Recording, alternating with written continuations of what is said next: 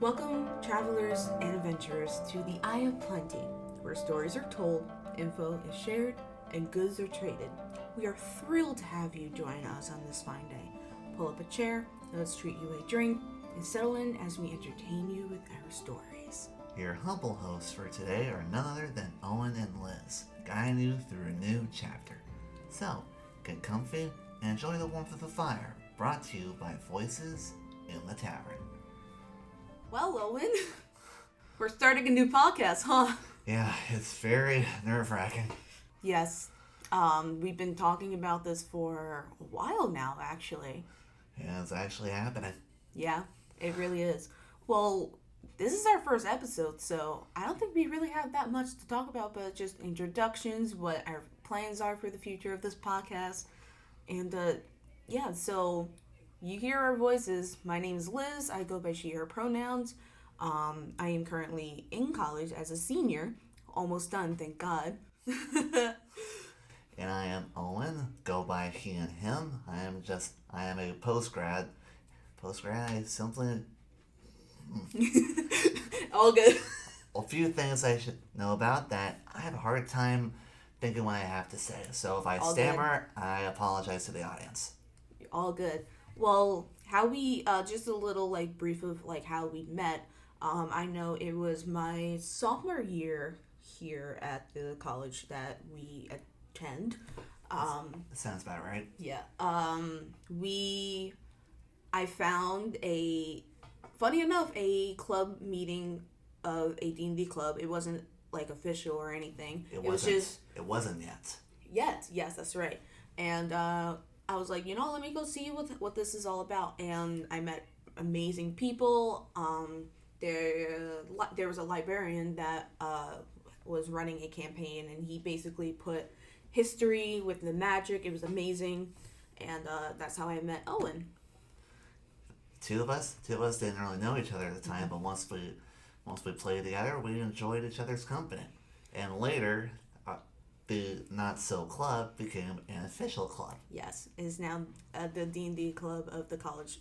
So it definitely grew over the last 2 years. It has. I'm trying to remember. I think my first character was a fire genasi, and I think I was playing a ranger or something. It was a ranger. That's right. Yeah, that was fun, and I was kind of quiet. I would put that out there. and I was a turtle wizard at the time. So. That's right. I found your character really interesting. I was like, a turtle wizard. Interesting.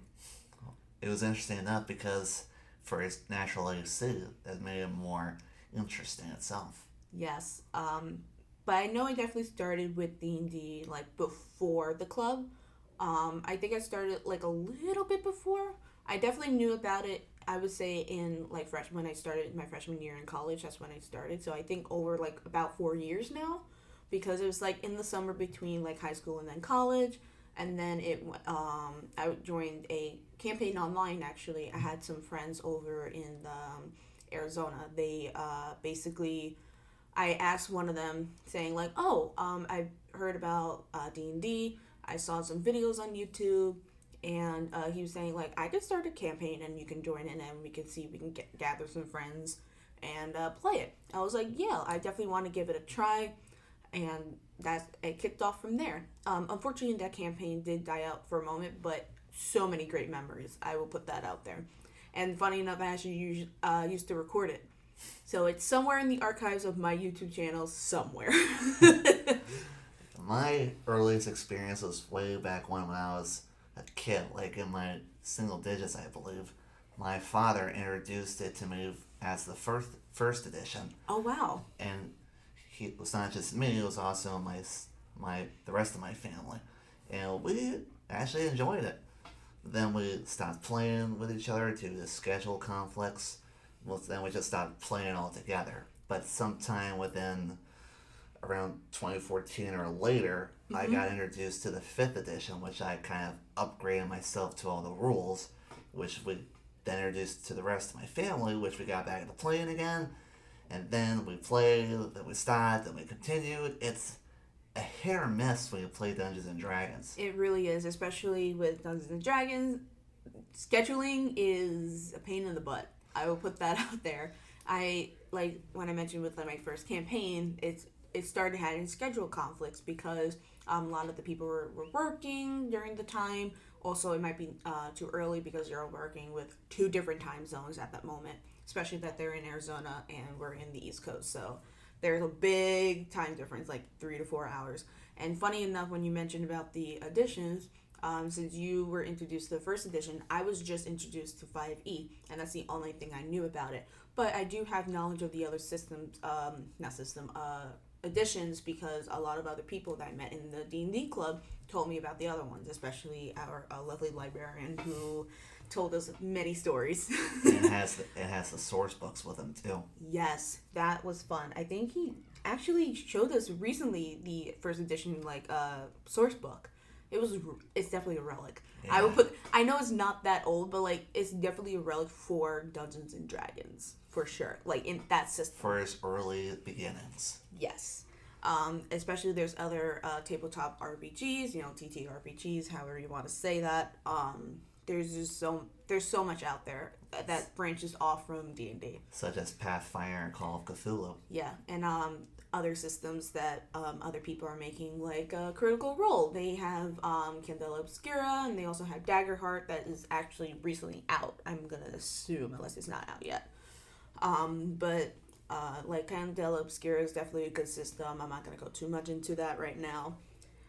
But yeah, it's really fun. Dungeons and Dragons definitely a escape from reality for 4 to 5 hours. Yeah, from anything bad. Yeah, definitely. It also brings in people together and Yes. unlikeliest of people. Yeah. To go off on that, bringing people together. I remember freshman year, I wouldn't say I was very shy. I just didn't have the skills to be so social, I'll say. I had social skills, it's just that they lack. It was definitely lacking. But then when I joined the small D&D group sophomore year, I definitely opened up. I definitely felt really comfortable, especially there was a lot of similarities, especially I'm a very nerdy girl, woman, whatever. And I'm a nerdy guy, so we kind of match. Yes. And it's definitely opened up new doors for me, especially to now, like, being able to DM, like being a dungeon master, game master. There's plenty of names you can go off of that. But not dungeon master assistant. Exactly. I think it was last year, junior year. It was my first time actually like DMing like an in-person campaign. I did do some I did one online one. Right now it's on a very large break. I don't know when it's gonna start up again. That's on me. But I think we were running Curse of Strahd, but I definitely put my own twist on that because there's so much in that book. I was like, I don't know if I can do everything. And that's why I asked if I can assist you with that. Yeah, and you definitely helped. You were definitely like my Wikipedia. You're like, hey, Owen, what's this? And you were going through all your source books and be like, it's right here. I'm like, awesome, thank you. And setting the ambiance for music. Yes. And occasionally the scary sound effects that spook to you once in a while. Yes, definitely. And the dictionary. Yes. Oh my god. Because my dictionary of words is not updated. It's still like 6th grade me or something like that. It's limited. It's limited, yes. And also my speech is still screwed up. Well, you guys will learn that as the podcast will go on. You'll be like, wow, Liz really can't speak. I really can't. And as for me, I can speak. It just takes me a while to think of what I need to say. Yeah. But there's so much to really talk about. Like, I think we talked about starting the podcast, like, last year. Like, I think last year I kind of brought it up to you, and then you were like, you know what, I think that's a great idea. Like, even though there's so many D&D podcasts out there, why not add another one? Just to make it interesting. Yeah, why not? Add another one. There's going to be a lot of similarities with ours and, like, the famous podcasts that are probably out there. Like Critical Role, Dimension 20, and Myst, maybe? Oh, yeah, Myst is definitely something. And with this, like, podcast, we're definitely not having sessions or anything. It's just two D&D nerds just sitting around and having conversations. That's all it is. And basically introducing new players who want to try Dungeons and Dragons, or for veterans just to freshen up on their skills and knowledge on the rules. Or just to listen to us for 30 to 45 minutes just yapping and just being nerds. That's another thing that we wanted to do, especially for like newer players, especially if they're more of a oratorial learner, throw on this podcast and then just, let your brain do the work for that. I'm definitely a visual learner, but I've definitely been trying to, audiobooks definitely helps me out for sure. Like the new book that I started reading, What Doesn't Break, which is the book.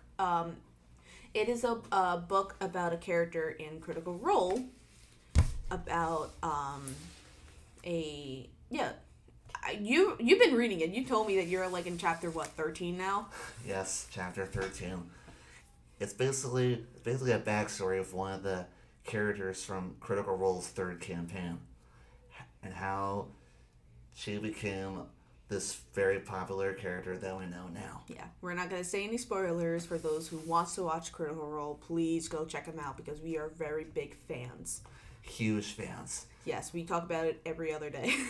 We are essentially critters. Yes, that's right. The fan base for Critical Role, they call themselves Critters. And another group I watch is Dimension 20. I think Dimension 20 was the first group I watched, and then in my recommendation, I saw The Mighty Nine from Critical Role. And then I think I watched like a couple episodes in, and then that's when Campaign 3 came onto YouTube, and I started watching that. I think there was only like 10 episodes out already, and I did not know about that. I think I've been watching Critical Role the past 3 years now. Like, definitely during COVID, though. I think for me, it may have started sometime around junior year for me.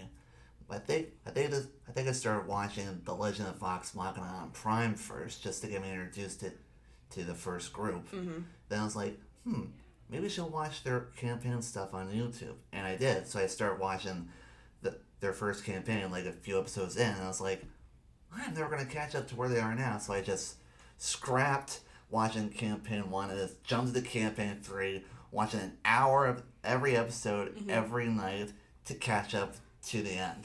And once I've done that, I go back to campaign 1 and rewatch all their episodes to now. Yeah. I will say, guilty as charged, I think I watched, like 4 to 5 episodes in a day, maybe a little less. Well, because sophomore year, I was sick with COVID for the week, and I couldn't do anything. So within that week, I think I was able to catch up to Campaign 3, because there was like 10 to like 12 episodes out, so I was like, there's nothing else for me to do, so time to watch. And I basically watched that within like 2 to 3 days because there was nothing else for me. I did make the mistake of I think I was watching an episode at night, and then I was watching another one when the sun was coming up. So I just slept all day afterwards because I needed to catch up on sleep, especially if you're sick. But yeah, I was sick for the week, so there was nothing else I could really do. So I watched that, caught up on a lot of the lore. Critical Role is definitely an escape for me. I love it so much. It is for me too. Yeah, we can blabber on this so much. But we probably like to save that for a future episode. Yeah, we're probably gonna have mini bonus episodes where we're gonna talk just about like Critical Role, like what our thoughts on it, really good thoughts on it. It's just so that if anyone have not seen any of the campaigns, at least it's not a episode that you need to listen to. It's because there will be a lot of spoilers in there, and we don't want to bombard you with a lot of spoilers, and especially the first episode right now. Yeah. But there is so much about Dungeons and Dragons and like the tabletop RPG world that there's a good chunk of my heart that it goes to, because it opened new doors for me. It definitely helped me get out of my comfort zone even more. Especially, I am hard of hearing / deaf. It definitely helped me be a lot more comfortable in my own skin. for me, it's mostly escape from reality as well. It's also it's also helpful for your mind. Yes. Playing Dungeons and Dragons is it's helpful for your mind because it allows escape from the real world and just let you relax and ooze Yeah. out of whatever troubles you have. And another thing is a lot of people will put some of their real world problems in their characters so that they're able to solve it in a different point of view that can also help them in the real world. I believe I made it was I think like a one shot character or like a mini campaign. Like it was like 2 to 3 sessions. And I made a character based off a small problem I had at the time. And funny enough, it actually did solve that problem in real world. So it was good. It was very, very good. It definitely made me feel a little bit better. I was like, yeah, I did that. And there's so many memories of there's so many D&D memories that you can make. There's so many memories you can make with a group of people that ends up being your friends afterwards. Even after a campaign's done, you still talk. Or somebody else wants to DM and then everyone else joins it. Like how we did with Curse of Strahd. We formed a well knit, strong group that we even kept a group chat together, so we still keep in touch. Yeah, we definitely keep in touch on, our lovely Discord. That is like the number one thing I use almost every single day because everyone's on there and I talk to them on there instead of regular getting their phone number and texting them. Especially everyone has different phones, iPhones, Androids, Google phones, whatever you want to call them. But it's good to keep touch with them, especially with I will say with the Curse of Strahd group, it's definitely one of the groups that I would never forget. Like 30 years down the line, I'm still gonna remember them. And all the hijinks we had. Oh my god. Yeah, especially with my first time DMing, that group definitely like reassured me, saying that I was like one of their favorite DMs.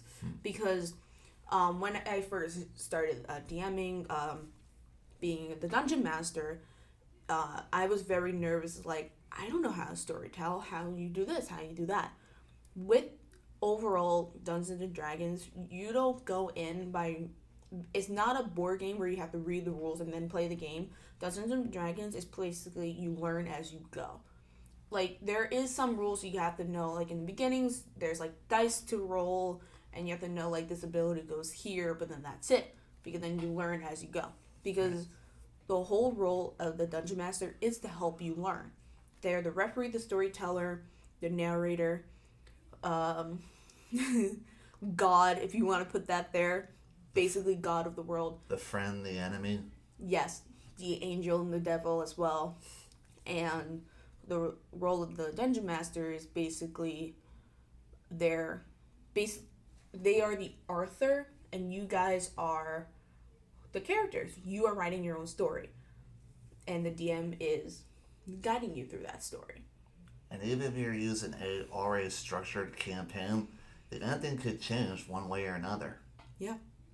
Because your campaigns, any genre can go into that. You can do horror, you can do fantasy, you can make it so friendship is the answer. You can go as much shenanigans and much insane theme you can go into.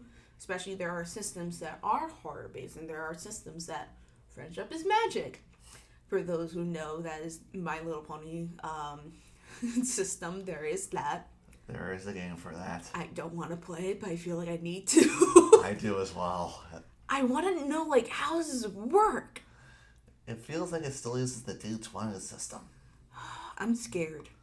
I've looked through the player's handbook for that, and I'm like, it looks interesting, but trying to make your character out of that is a little more hard than it looks. Yeah. Like, just going back into Dungeons and Dragons and tabletop RPG, there is so much sources. There's so much stories that you can also take. There's like pre-written stories that you can do, but you don't always have to follow them. So, like Curse of Strahd is a pre-written story, but you can change it up. That's what I did for that group. And there is also other pre-written stories. Another one I did was The Hoard of the Dragon Queen, with mix of the Tyranny of the Dragons, I think it's called. I don't remember the exact title of it, but that is like another one. But there's so many. Like, a lot of people had been talking about the Tomb of Annihilation. Apparently, that's been a really good pre-written story. I think I want to be a player in that, but I feel like it's just dungeon scroll after dungeon.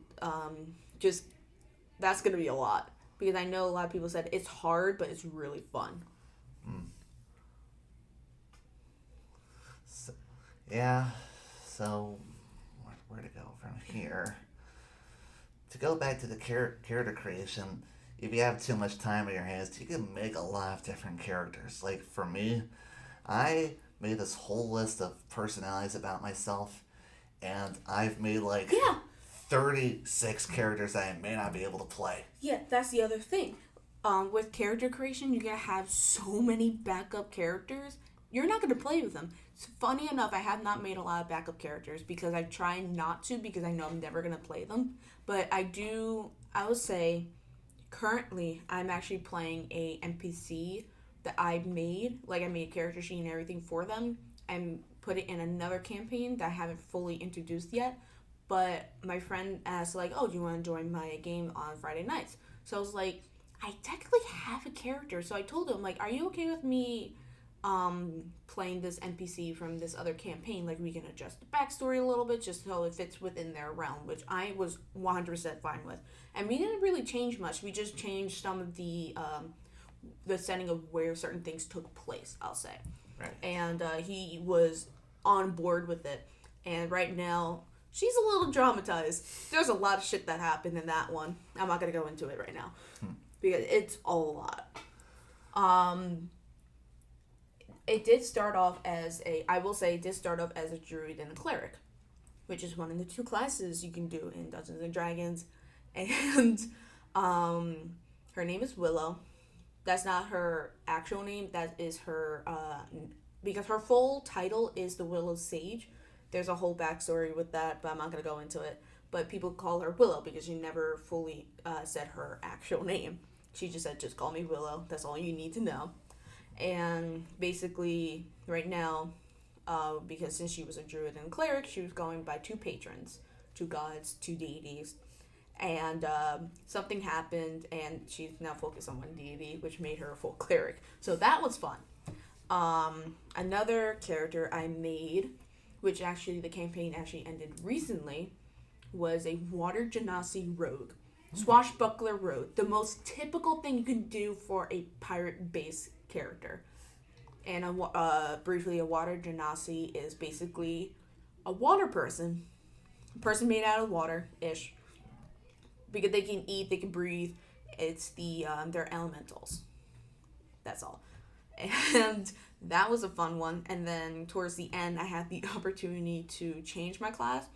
And we had a warlock, we had a monk barbarian, and a wizard, and a rogue. We kept dying. We were based on so much healing potions. So I was like, you know what? Let me just be a cleric. So basically, in like that campaign, it was a lot of things with like time and timelines.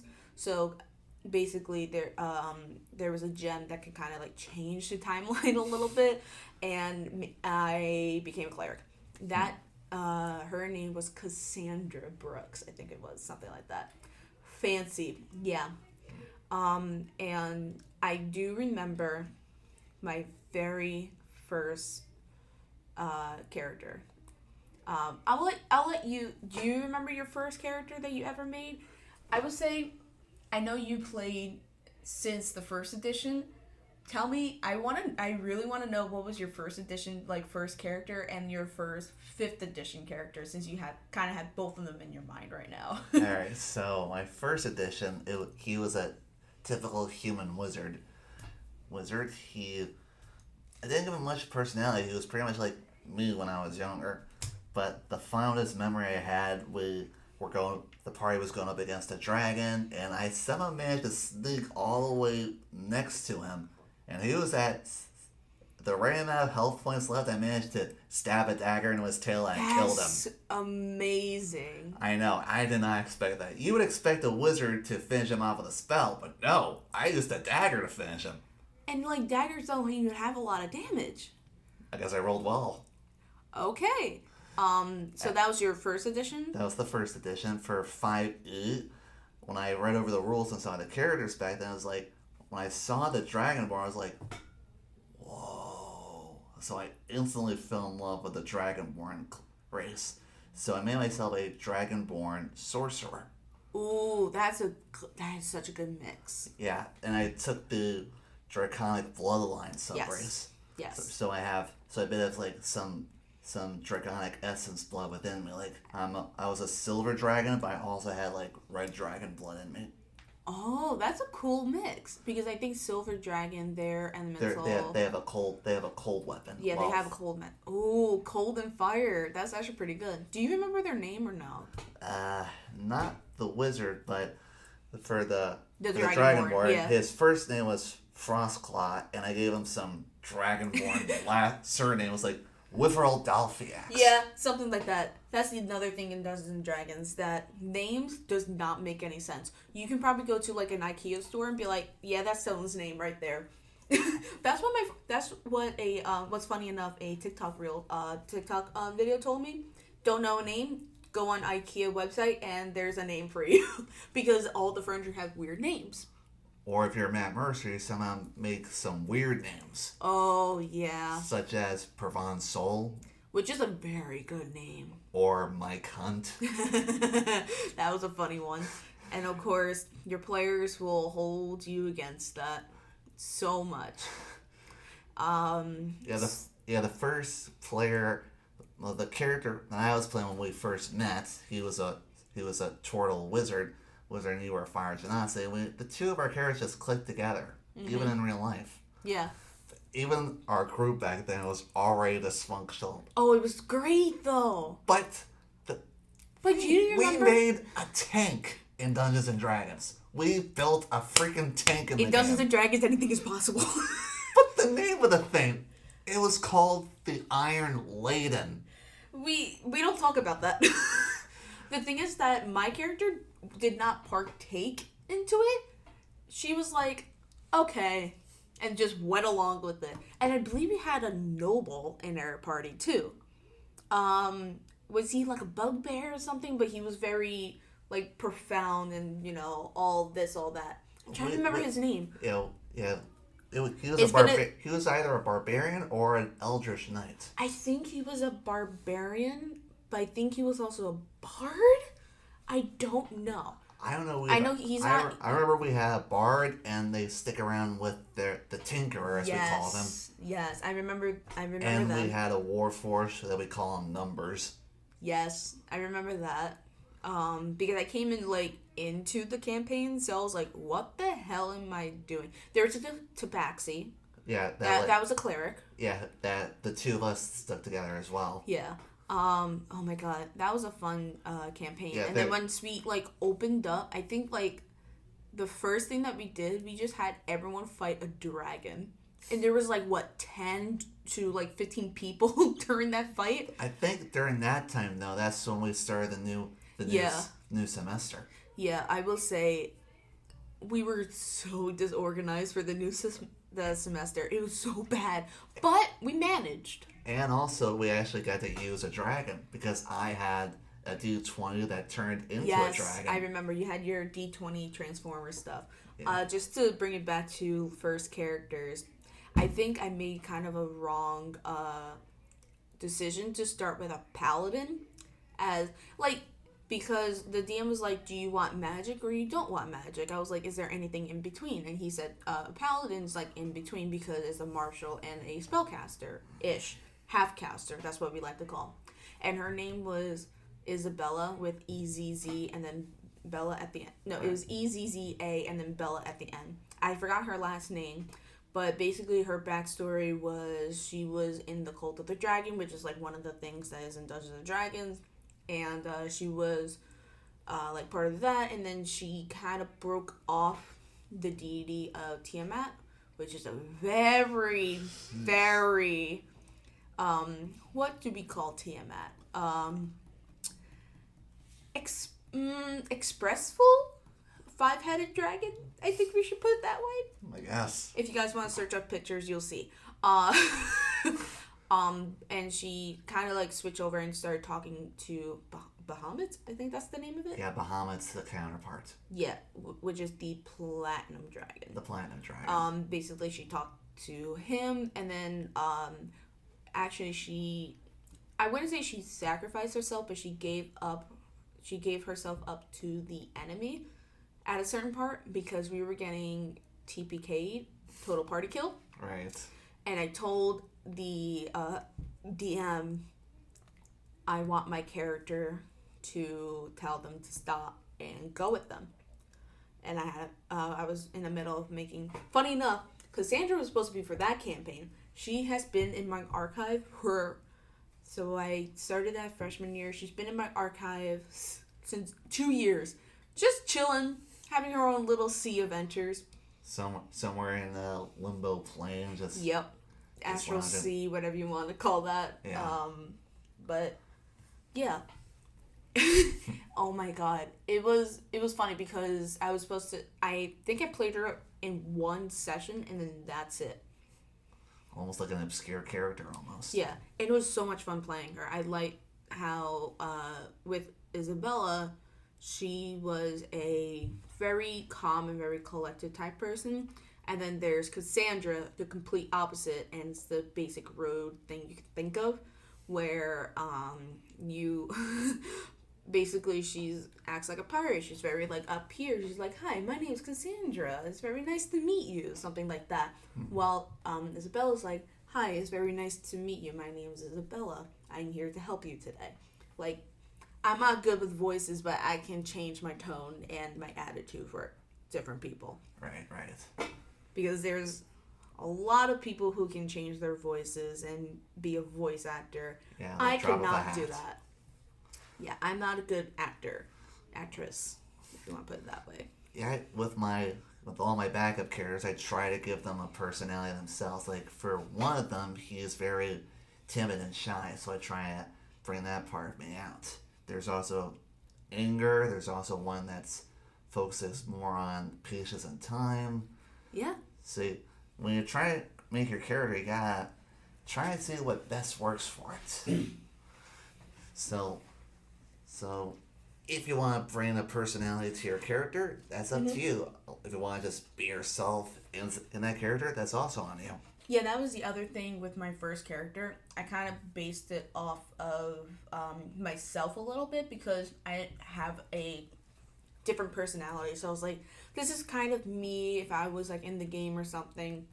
But as time went on, I made like characters that are very wise or very chaotic. Please excuse me. Had to clear my throat. But yeah, there is so much you can do with Dungeons and Dragons. And we have so much stuff planned. We are still planning on so many episode ideas for you guys to listen to. But also we're trying to keep episodes not too long, but not too short. Right. Reasonable. But, yeah.